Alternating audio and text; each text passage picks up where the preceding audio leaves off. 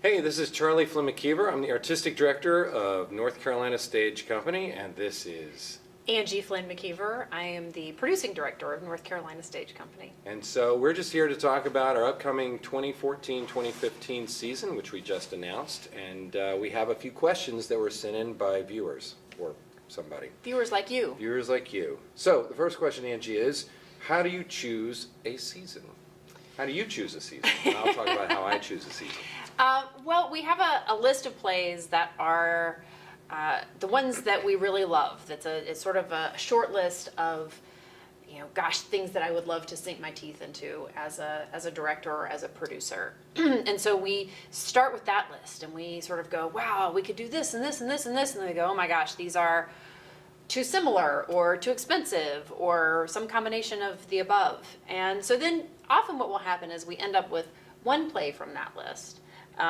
And then we look and see what other theaters are doing. What's the country talking about nationally? What Read plays... American Theater Magazine has a listing of all the plays being done all over the country. We look at other theaters that are like NC Stage or that have demographics that are similar to the people who come to see plays here at NC Stage. What plays are they doing? What are they excited about? What are they talking about? Yeah. So we like to do plays that are part of that national conversation as well. We started out with,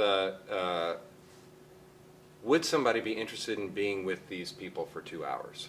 Basically, is this story something that's compelling that somebody's going to want to spend their time watching?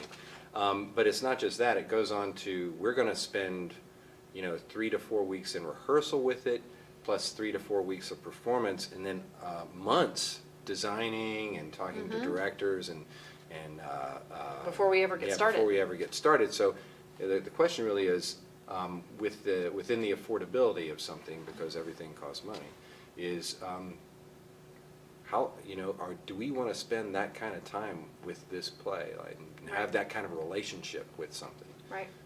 Because it is a consuming relationship. So there was a part A to that question, which was, how do you find new shoes?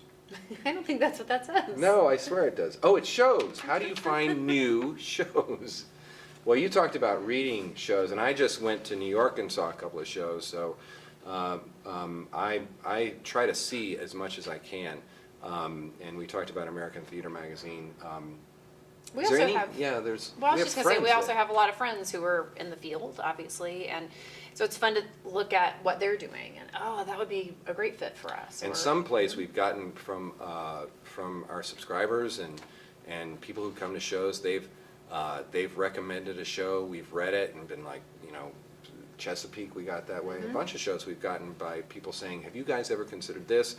Every month I get something in the mail, like a clipping from a review of a play one of our audience members saw at the Williamstown Theater Festival.